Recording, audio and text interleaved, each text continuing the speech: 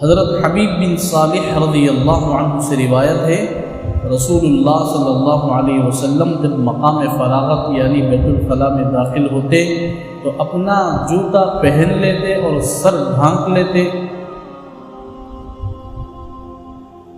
حضور اکرم صلی اللہ علیہ وسلم جب بیت الخلاء کے لیے جانے کا ارادہ فرماتے چپل بھی پہن لیتے اور سر بھی ڈھانک لیتے۔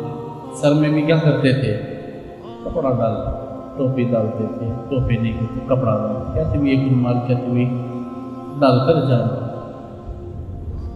بغیر چپل کے نہیں جانا۔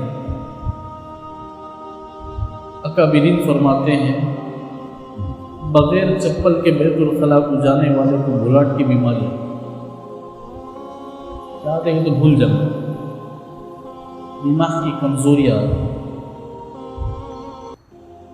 سر ڈھانک کر ہمیشہ جایا کرو، اور وہاں جانے کی دعا بھی ہے، اللہم انی اعوذ بک من الخبث والخبائث۔ جو خبیثیں ہیں اللہ تعالیٰ سے پناہ مانگے جاتے ہیں ان کی شرارتوں سے، وہ ہمارے سر پر حملہ نہ کر بیٹھے، اس لیے ہم سر پر کیا کر کے جائیں، کہتے بھی ایک کپڑا رومال کی دستی کی ٹوپی رہے تو ٹوپی ڈال کر جانا۔